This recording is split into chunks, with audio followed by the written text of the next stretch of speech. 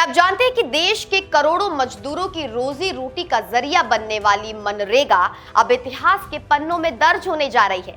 एक भारी हंगामे के बीच लोकसभा ने उस बिल को पास कर दिया है जो भारत की ग्रामीण रोजगार गारंटी की तस्वीर हमेशा के लिए बदल देगा।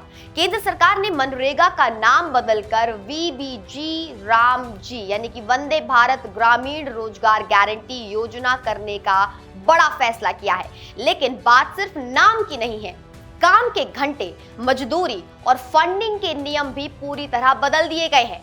एक तरफ सरकार इसे नए भारत की जरूरत बता रही है तो दूसरी तरफ विपक्ष इसे गरीबों के हक पर डाका और इतिहास को मिटाने की कोशिश कह रहा है।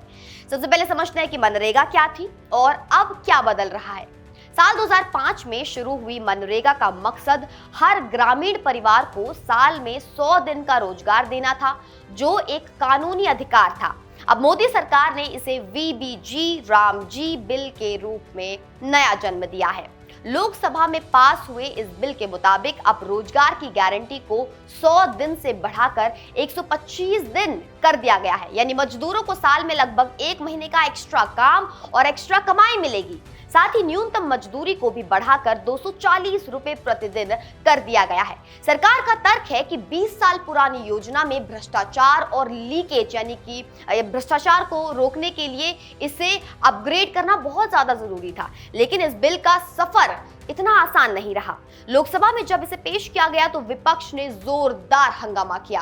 कांग्रेस और अन्य दलों ने वेल में आकर नारेबाजी की और बिल की प्रतियां तक फाड़ी। उनकी नाराजगी की सबसे बड़ी वजह यह है कि सरकार ने महात्मा गांधी का नाम हटाकर वीबीजी रामजी कर दिया है, जिसे वे बापू का अपमान बता रहे हैं। इसके अलावा फंडिंग के नए मॉडल पर भी विवाद है, जिसमें राज्यों को अब खर्च का एक बड़ा हिस्सा संभवतः 40% उठाना होगा। विपक्ष का कहना है कि ये गरीब राज्यों की कमर तोड़ देगा और रोजगार के अधिकार को एक सरकारी स्कीम में बदलकर कमजोर कर देगा। भारी शोर शराबे और हंगामे के बावजूद सरकार ने अपने बहुमत के दम पर इस बिल को लोकसभा से पास करा लिया है।